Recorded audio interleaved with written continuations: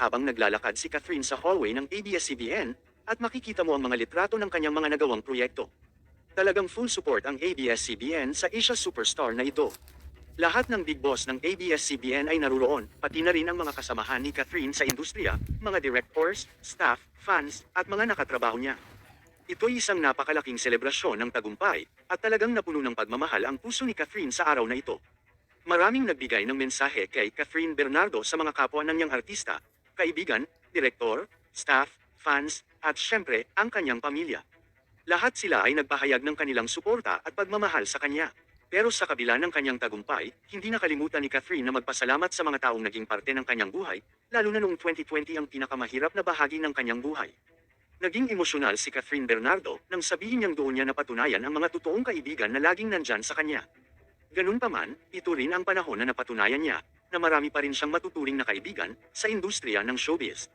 Hindi napigilan ni Catherine Bernardo ang kanyang damdamin sa signing contract sa ABS-CBN. Umiiyak si Catherine habang binibigkas ang mga salitang ito, at hindi lang siya ang umiiyak, kundi maging ang kanyang mga taga-suporta. Alam naman natin na hindi madali ang problema ni Catherine Bernardo noong nakaraang taon, ngunit dahil sa mga kaganapan sa kanyang buhay, ipinakita pa rin niya na kaya niyang malampasan ang anuman pagsubok. Aminado si Catherine na hindi magaan ang mga pinagdaanan niya, lalo na ang mga pagsubok sa paghihiwalay nila ni Daniel Padilla. Hindi biro ang nararamdaman ni Catherine, lalo na nang malaman niyang niloloko pala siya ni Daniel. Tunay na masakit para sa kanya ang mga pangyayaring iyon, ngunit ipinakita niya kung paano niya ito nalampasan.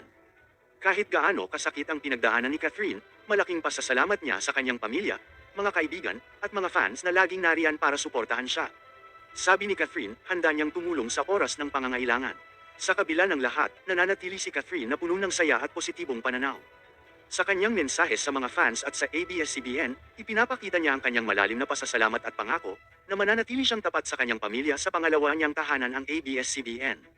Alam naman natin, noong May 5, 2020, sa kasagsagan ng pandemya, ay tumutok ang solid kapamilya fans at viewers sa pag-shutdown ng ABS-CBN network sa pamamagitan ng TV Patrol. Nawalan man ng prangkisa at napagkaitan ng sariling frequency upang makapag-ere sa free TV, mapapanood pa rin naman ang ilang kapamilya shows sa mga TV network. Ganun pa man, sa contract signing ng ABS-CBN event, nagbigay ng mensahe si Jericho Rosales sa pamamagitan ng isang pre-recorded video para kay Catherine Bernardo. Hey Kat, gusto ko rin sanang batiin ka sa mga hakbang na tinatahak mo. Nakikita kita at alam mo na magaling ka, sabi ni Jericho. Dagdag pa niya na sana magkaroon tayo ng pagkakataon na makatrabaho ka at magkasama balang araw at tutuparin ko ang pangako na yon. Nauna nang ipahayag ni Jericho Rosales sa kanyang Instagram story noong November 2023 ang kanyang interes na gusto niya makatrabaho si Catherine Bernardo. Kayo mga idol, ano ang masasabi niyo sa chika topic natin ngayon?